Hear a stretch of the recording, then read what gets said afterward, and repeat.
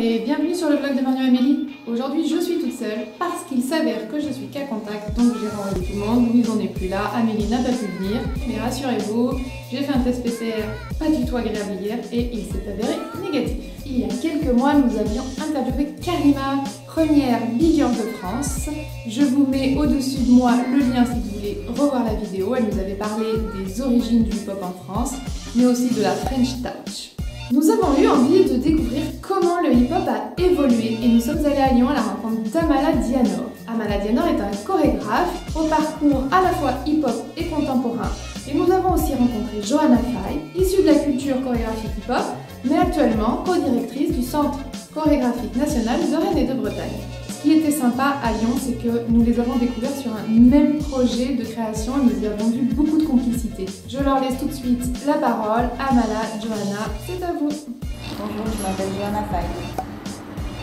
Bonjour, je m'appelle Amala Dianor et je suis chorégraphe. Tout comme Johanna Faye, volontairement, je te laisse le temps de découvrir au fur et à mesure de l'interview. Oui, je commence déjà.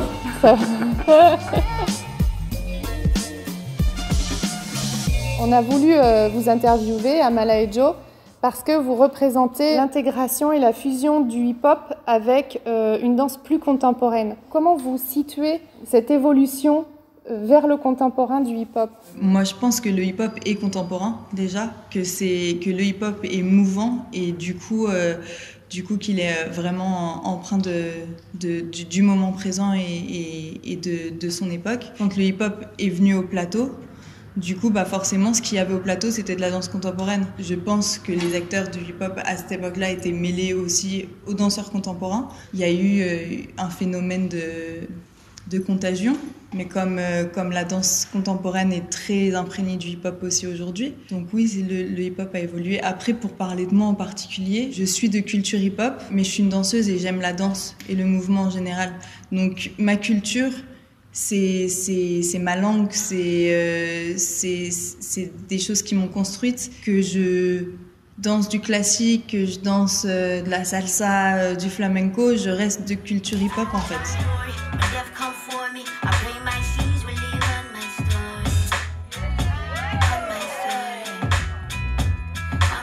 Moi, il s'avère que j'ai grandi avec la culture hip-hop, tout comme Johanna. Et l'idée pour moi, c'était à chaque fois de faire évoluer ma danse à travers les cercles, les battles, les entraînements que je faisais régulièrement avec mes amis. Et en parallèle, j'avais des fois des opportunités d'aller voir des spectacles de danse contemporaine où effectivement il y avait des spectacles de danse contemporaine qui invitaient la danse hip-hop sur scène, mais les deux, pour le coup, voyageaient ensemble mais ne se rencontraient pas dans le mouvement.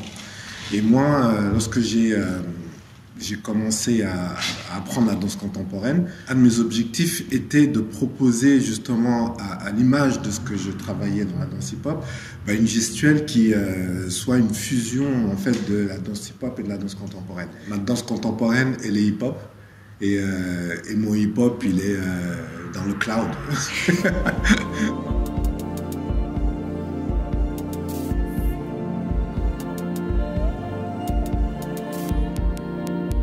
En fait, ce que j'ai essayé de faire en tout cas, c'est à chaque fois que j'apprenais une nouvelle phrase, alors un enchaînement de mouvements en danse contemporaine, j'essayais à un moment donné de la danser comme si c'était une phrase hip-hop en fait. Et du coup, j'essayais d'injecter dans cette phrase qui était purement contemporaine parce que j'étais moi en tant que danseur hip-hop et c'est ça qui a défini un peu ma danse. Et puis comme je suis né au Sénégal, donc on a une danse traditionnelle qui est très aérienne aussi, donc voilà, l'un dans l'autre, je pense qu'on pourrait arriver à cette définition-là. Et il y a aussi quelque chose qui est beaucoup plus intérieur et organique dans la danse contemporaine que de prime abord dans le hip-hop. Oui, mais sans oublier qu'il y a une réelle technique contemporaine. Bien sûr. Et donc, si tu permets, je continue. Bien sûr. L'idée était pour moi justement de mélanger ces techniques-là pour avoir malgré tout un vocabulaire technique, mais qui soit justement un métissage de la danse hip-hop que je pratiquais et de la danse contemporaine que j'ai appris à l'école. Là, je vous parle de ça, c'était il y a plus de 20 ans. Donc aujourd'hui, la nouvelle génération dont fait partie Johanna, intègre naturellement ce mélange d'esthétique où voilà, ils se posaient pas ces questions-là de savoir voilà, je suis hip-hop, je vais faire la danse contemporaine, comment je peux m'y prendre en fait. Alors que eux, naturellement, ils vont apprendre différentes techniques et sans se poser des questions, sans se poser les mêmes questions que nous nous posions nous à l'époque. Et justement, j'ai une question par rapport à cette évolution de l'enseignement des danses urbaines. Est-ce qu'il y a une évolution aussi de la manière où on transmet le hip-hop aujourd'hui ?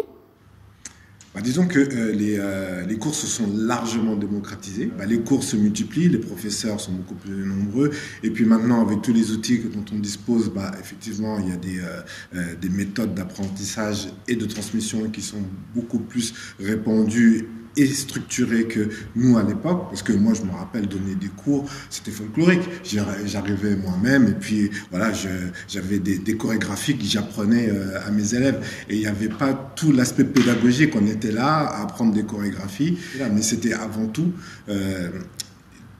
se retrouver et de danser. Mais c'était une autre approche, par exemple, lorsque j'étais avec des amis en train de m'entraîner ou bien où il s'agissait justement de mettre de la musique et puis de s'entraîner sur un mouvement, décortiquer musicalement une musique. Voilà, je sens que c'est très pigneux. Ouais, non, mais parce que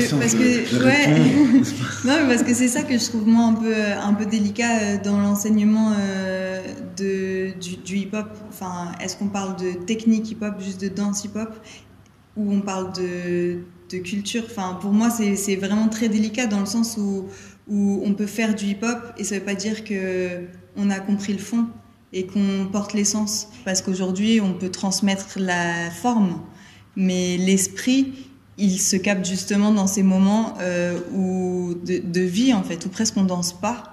Pour moi, il y a une évolution dans l'enseignement des techniques hip-hop, mais pour moi, on rate quelque chose. Mais voilà. Donc pour moi, c'est générationnel. Enfin, mes aînés, eux, s'appliquaient à vraiment inculquer cette notion que c'est une culture à part entière et il ne faut absolument pas que ça passe de mode. Les valeurs qui nous étaient transmises à l'époque, maintenant c'est ancré, on voit bien que ce n'est pas du tout un phénomène de mode, du coup donne un autre rapport à l'enseignement pour le coup, et à la transmission. Alors, je pense que les valeurs, elles sont toujours transmises oralement, mais en fait il y a pour moi une énorme différence entre vivre les choses et les transmettre de façon orale. Eh bien, ça me fait rebondir sur la question suivante. Johanna, qu'est-ce que tu as gardé des codes et des valeurs du hip-hop dans ton parcours ? L'autodidaxie, le fait de se jeter dans les choses et d'apprendre en faisant. C'est-à-dire qu'il y a quelque chose que je ne sais pas faire, je vais commencer par le faire pour l'apprendre. Je ne vais pas le théoriser ou chercher où est-ce que je pourrais l'apprendre, ou en fait je vais le faire et je vais ne pas savoir le faire et puis je vais le refaire et là encore le refaire. Et au final tu te cherches en essayant, en faisant, et tu trouves ce qui te correspond, ce qui t'allume, et c'est mouvant, ça peut t'allumer un moment, et puis ensuite tu passes à autre chose, mais pour moi, il y a vraiment ce rapport très frontal et brut aux choses et à la physicalité, au corps, ouais, je pense que j'ai gardé ça. Et toi, Amala, une valeur du hip-hop que tu incarnes encore aujourd'hui?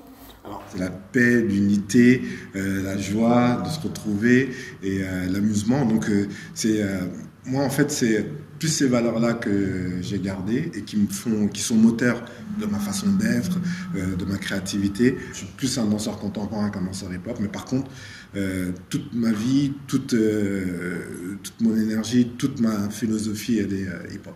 Justement, donc là, tu es artiste associé à la Maison de la Danse. Est-ce que tu peux nous expliquer qu'est-ce que ça veut dire être artiste associé? Bien sûr. Et est-ce que ça a un impact sur la carrière d'un chorégraphe? Tout à fait. Alors, être artiste associé, c'est être invité à travailler pendant plusieurs années dans une grande maison qui met à disposition des moyens techniques, des moyens financiers pour que les artistes puissent travailler leur création, montrer leur spectacle en diffusion, réfléchir aussi à de nombreux projets, rencontrer des artistes, des habitants, des danseurs amateurs, En fait, c'est comment un artiste peut à un moment s'installer à un endroit et se déployer et travailler sereinement pour pouvoir justement toucher tous les aspects qu'implique une activité de compagnie de danse. En fait. Vous êtes en résidence avec Mathias Racin et Johanna Faye. Qu'est-ce qui s'est décidé en premier, le trio ou l'idée? D'abord l'idée qui a invité les amis.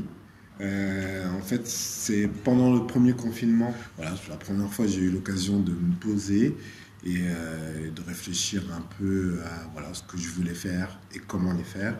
Et je me suis rendu compte que j'avais envie de danser.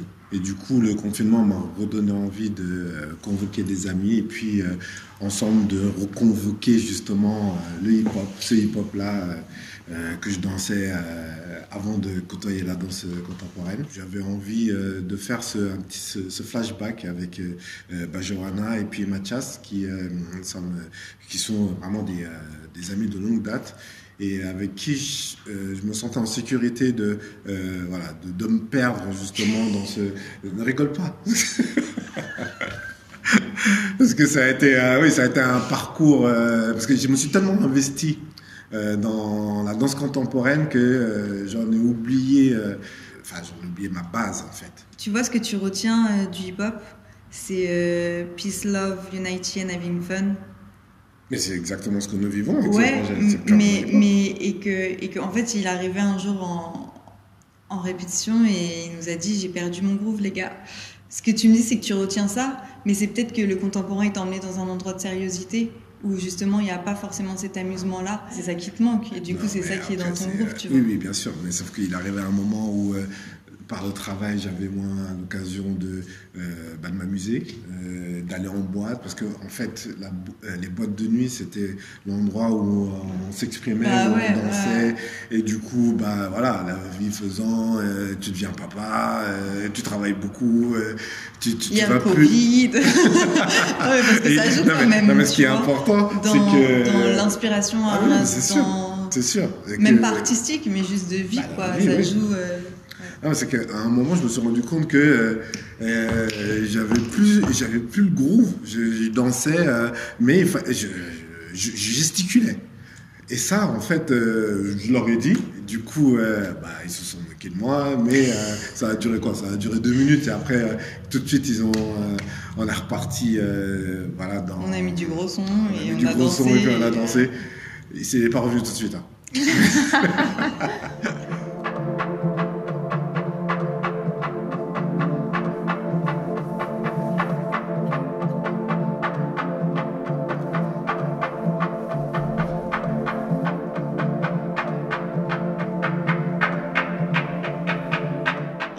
L'idée, c'est un peu Amala, Mathias et moi, on vient tous du coup de la culture hip-hop et de la danse hip-hop, de la technique hip-hop.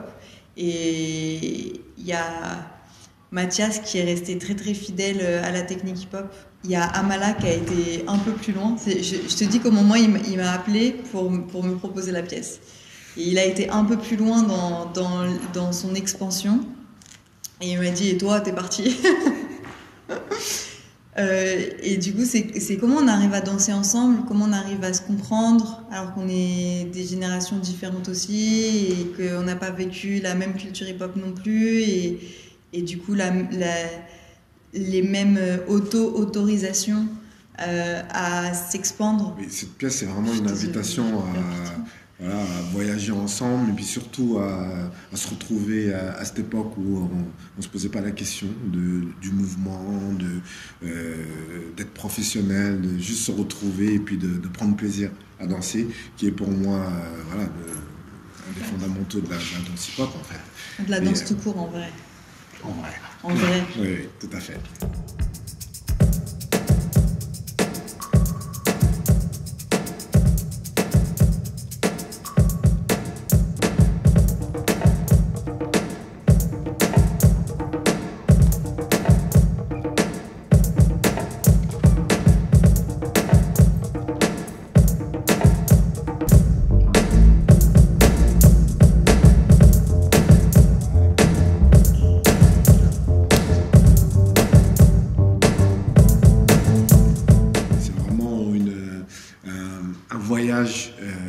de nous trois, à travers nos danses, à travers la danse, mais un voyage aussi intérieur, j'ai l'impression.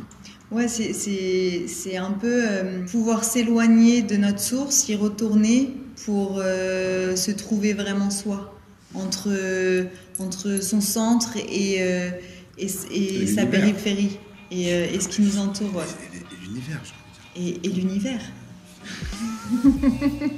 Merci d'avoir regardé cette interview. Pour notre part, nous avons adoré cette rencontre et puis avoir l'opportunité de voir le spectacle Point Zéro à la Maison de la Danse de Lyon. Un vrai bonheur. N'hésitez pas, dès que les théâtres réouvrent, à aller voir ce spectacle. Dites-nous en commentaire si vous avez aimé, mettez-nous des pouces, faites sonner la cloche et surtout, allez nous suivre sur notre compte Instagram pour découvrir les vidéos bonus. À la semaine prochaine pour aller découvrir avec nous les autres lieux que nous avons visités à Lyon.